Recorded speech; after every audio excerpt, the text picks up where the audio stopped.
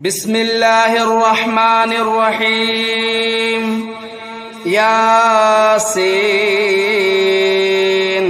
والقرآن الحكيم إنك لمن المرسلين على صراط مستقيم تنزيل العزيز الرحيم لتنذر قوما ما أنذر آباؤهم فهم غافلون لقد حق القول على أكثرهم فهم لا يؤمنون إنا جعلنا في أعناقهم أغلالا فهي إلى الأذقان فهم مقمحون وجعلنا من بين أيديهم سدا ومن خلفهم سدا فأغشيناهم فهم لا يبصرون وسواء عليهم أنذرتهم أم لم تنذرهم لا يؤمنون إنما تنذر من اتبع الذكر وخشي الرحمن بالغيب فبشره بمغفرة وأجر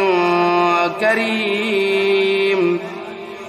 إنا نحن نحيي الموتى ونكتب ما قدموا وآثارهم وكل شيء أحصيناه في إمام مبين واضرب لهم مثلا أصحاب القرية إذ جاءها المرسلون إذا أرسلنا إليهم اثنين فكذبوهما فعززنا بثالث فقالوا إنا إليكم مرسلون قالوا ما أنتم إلا بشر مثلنا وما أنزل الرحمن من شيء إن أنتم إلا تكذبون قالوا ربنا يعلم إنا إليكم لمرسلون وما علينا إلا البلاغ المبين قالوا إنا تطيرنا بكم لئن لم تنتهوا لنرجمنكم وليمسنكم منا عذاب أليم قالوا طائركم معكم أئن ذكرتم بل أنتم قوم مسرفون وجاء من أقصى المدينة رجل يسعى قال يا قوم اتبعوا المرسلين اتبعوا من لا يسألكم أجرا وهم مهتدون وما لي لا أعبد الذي فطرني وإليه ترجعون أتخذوا من دونه آلهة إن يردني الرحمن بضر لا تغن عني شفاعتهم شيئا ولا ينقذون إني إذا لفي ضلال مبين إني آمنت بربكم فاسمعون قيل ادخل الجنة قال يا ليت قومي يعلمون بما غفر لي ربي وجعلني من المكرمين وما أنزلنا على قومه من بعده من جود من السماء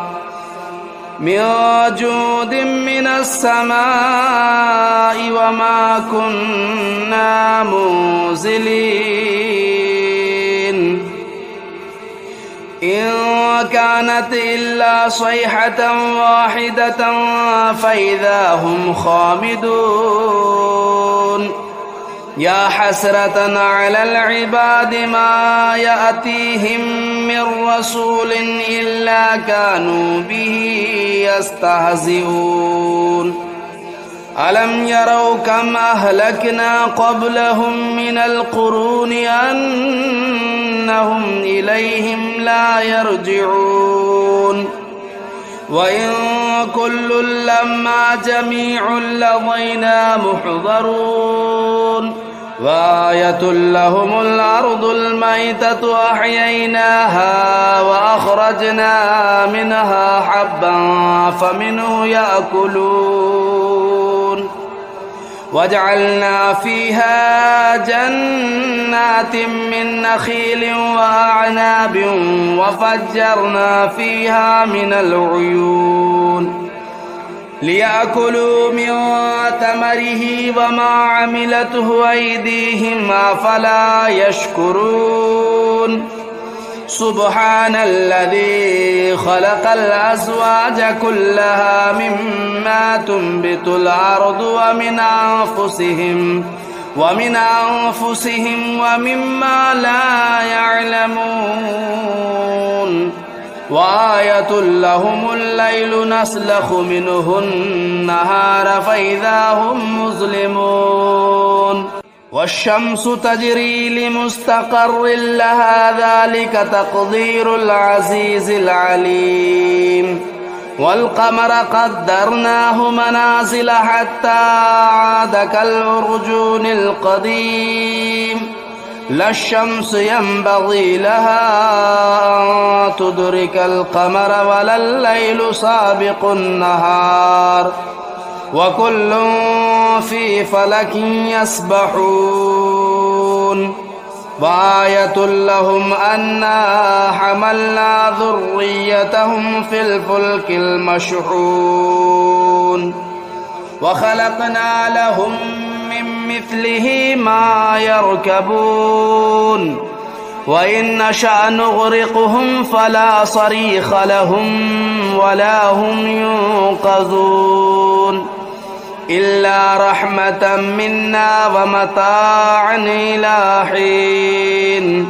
وإذا قيل لهم اتقوا ما بين أيديكم وما خلفكم لعلكم ترحمون وما تأتيهم من آية من آيات ربهم إلا كانوا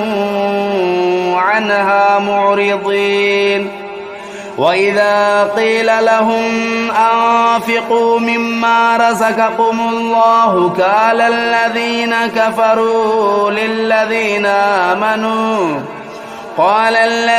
كفروا للذين آمنوا أنطعم من لو يشاء الله أطعمه إن أنتم إلا في ضلال مبين ويقولون متى هذا الوعد إن كنتم صادقين ما ينظرون إلا صيحة واحدة تأخذهم وهم يخصمون فلا يستطيعون توصية ولا إلى أهلهم يرجعون ونفخ في الصور فإذا هم من الأجداث إلى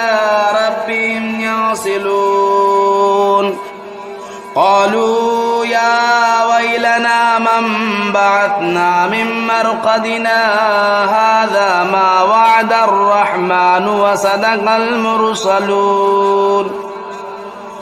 إن كانت إلا صيحة واحدة فإذا هم جميع لدينا محضرون فاليوم لا تظلم نفس شيئا ولا تجزون إلا ما كنتم تعملون إن أصحاب الجنة اليوم في شغل فاكهون هم وأزواجهم في ظلال على الأرائك متكئون لهم فيها فاكهة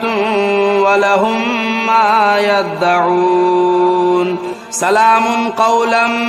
من رب رحيم وامتازوا اليوم أيها المجرمون ألم أعهد إليكم يا بني آدم ألا تعبدوا الشيطان إنه لكم عدو مبين وأن اعبدوني هذا صراط مستقيم ولقد أضل منكم جبلا كثيرا أفلم تكونوا تعقلون هذه جهنم التي كنتم توعدون اصلوها اليوم بما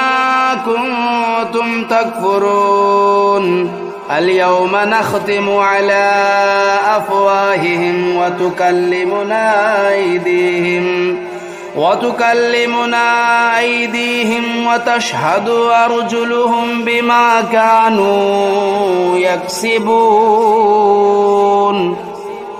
ولو نشاء لطمسنا على أعينهم فاستبقوا الصراط فأنى يبصرون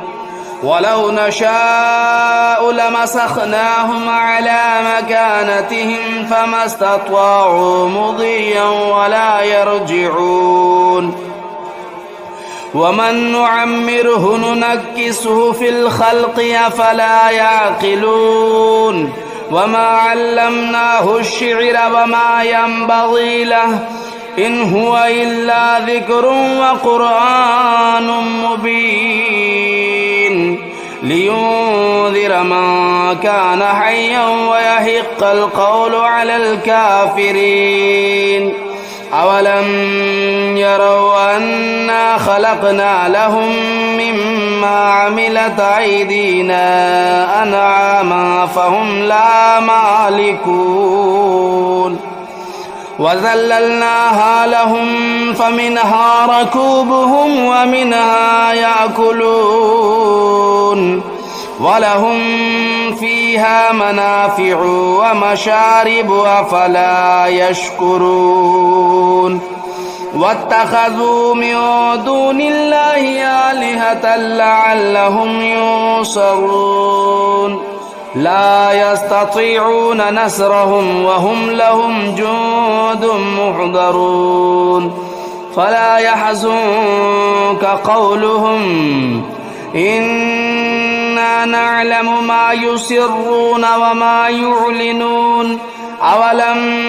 ير الإنسان أنا خلقناه من نطفة فإذا هو خصيم مبين وضرب لنا مثلا ونسي خلقه قال من يحيي العظام وهي رميم قل يحييها الذي أنشأها أول مرة وهو بكل خلق عليم الذي جعل لكم من الشجر الأخضر نارا فإذا أنتم منه توقدون أوليس الذي خلق السماوات والأرض بقادر على أن يخلق مثلهم بلى وهو الخلاق العليم إنما أمره إذا أراد شيئا أن يقول له كن فيكون فسبحان الذي بيده ملكوت كل شيء وإليه ترجعون بسم الله الرحمن الرحيم الرحمن علم القرآن خلق الإنسان علمه البيان الشمس والقمر بحسبان والنجم والشجر يسجدان والسماء رفعها ووضع الميزان ألا تطغوا في الميزان وأقيموا الوزن بالقسط ولا تخسروا الميزان والأرض وضعها للأنام فيها فاكهة والنخل ذات الأكمام والحب ذو العصف والريحان فبأي آلاء ربكما تكذبان خلق الإنسان من صلصال كالفخار وخلق الجان من مارج من نار فبأي آلاء ربكما تكذبان رب المشرقين ورب المغربين فبأي آلاء ربكما تكذبان مرج البحرين يلتقيان بينهما برزخ لا يبغيان فبأي آلاء ربكما تكذبان يخرج منهما اللؤلؤ والمرجان فبأي آلاء ربكما تكذبان وله الجوار المنشآت في البحر كالأعلام فبأي آلاء ربكما تكذبان كل من عليها فان ويبقى وجه ربك ذو الجلال والإكرام فبأي آلاء ربكما تكذبان يسأله من في السماوات والأرض كل يوم هو في شأن فبأي آلاء ربكما تكذبان سنفرغ لكم أيها الثقلان فبأي آلاء ربكما تكذبان يا معشر الجن والإنس إن استطعتم أن تنفذوا من أقطار السماوات والأرض فانفذوا لا تنفذون إلا بسلطان فبأي آلاء ربكما تكذبان يرسل عليكما شواظ من نار ونحاس فلا تنتصران فبأي آلاء ربكما تكذبان فإذا انشقت السماء فكانت وردة كالدهان فبأي آلاء ربكما تكذبان فيومئذ لا يسأل عن ذنبه إنس ولا جان فبأي آلاء ربكما تكذبان يعرف المجرمون بسيماهم فيؤخذوا بالنواصي والأقدام فبأي آلاء ربكما تكذبان هذه جهنم التي يكذب بها المجرمون يطوفون بينها وبين حميم آن فبأي آلاء ربكما تكذبان ولمن خاف مقام ربه جنتان فبأي آلاء ربكما تكذبان ذواتا أفنان فبأي آلاء ربكما تكذبان فيهما عينان تجريان فبأي آلاء ربكما تكذبان فيهما من كل فاكهة زوجان فبأي آلاء ربكما تكذبان متكئين على فرش بطائنها من استبرق وجنى الجنتين دان فبأي آلاء ربكما تكذبان فيهن قاصرات الطرف لم يطمثهن إنس قبلهم ولا جان فبأي آلاء ربكما تكذبان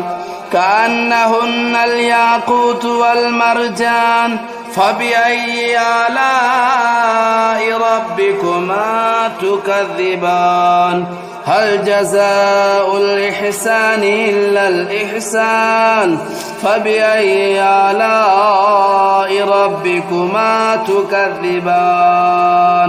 ومن دونهما جنتان فبأي آلاء ربكما تكذبان مدهامتان فبأي آلاء ربكما تكذبان فيهما عينان نضاختان فبأي آلاء ربكما تكذبان فيهما فاكهة والنخل والرمان فبأي آلاء ربكما تكذبان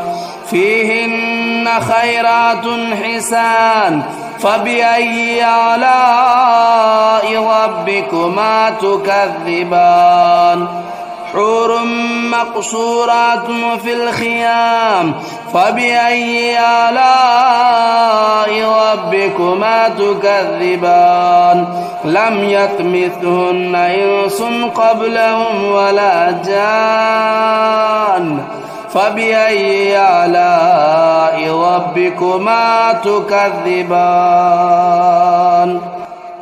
متكئين على رفرف خضر وبخري حسان فبأي آلاء ربكما تكذبان تبارك اسم ربك ذو الجلال والإكرام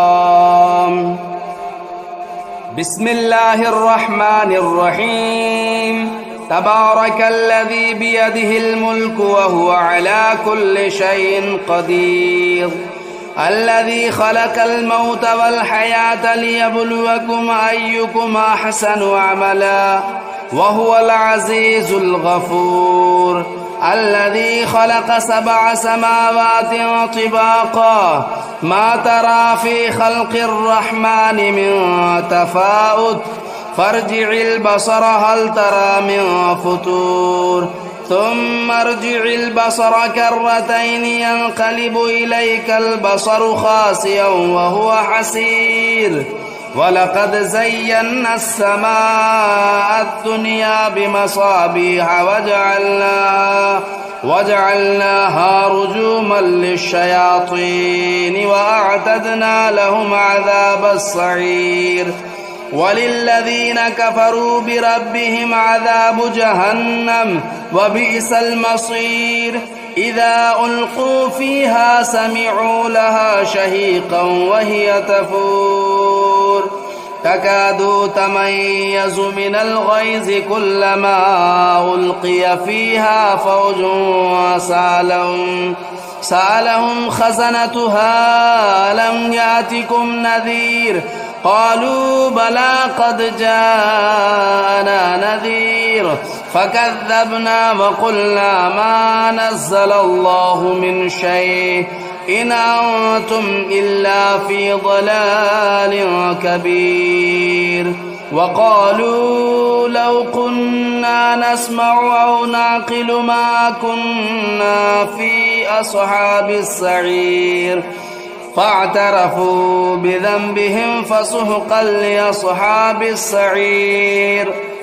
إن الذين يخشون ربهم بالغيب لهم مغفرة وأجر كبير وأسروا قولكم أو اجهروا به إنه عليم بذات الصدور ألا يعلم من خلق وهو اللطيف الخبير هو الذي جعل لكم الأرض ذلولا فامشوا في مناكبها وكلوا من رزقه وإليه النشور أأمنتم من في السماء أن يخسف بكم الأرض فإذا هي تمور أم أمنتم من في السماء أن يرسل عليكم حاصبا فستعلمون كيف نذير ولقد كذب الذين من قبلهم فكيف كان نكير أولم يروا إلى الطير فوقهم صافات ويقبضن ما يمسكهن إلا الرحمن إنه بكل شيء بصير أمن هذا الذي هو جند لكم ينصركم من دون الرحمن إن الكافرون إلا في غرور أمن هذا الذي يرزقكم إن أمسك رزقه بل لجوا في عتو ونفور أفمن يمشي مكبا على وجهه أهدى أمن يمشي سويا على صراط مستقيم قل هو الذي أنشأكم وجعل لكم السمع والأبصار والأفئدة قليلا ما تشكرون قل هو الذي ذرأكم في الأرض وإليه تهشرون ويقولون متى هذا الوعد إن كنتم صادقين قل إنما العلم عند الله وإنما أنا نذير مبين فلما رأوه زلفة سيئت وجوه الذين كفروا وقيل هذا الذي كنتم به تدعون قل أرأيتم إن أهلكني الله ومن معي أو رحمنا فمن يجير الكافرين من عذاب أليم قل هو الرحمن آمنا به وعليه توكلنا فستعلمون من هو في ضلال مبين قل أرأيتم إن أصبح ماؤكم غورا فمن يأتيكم بماء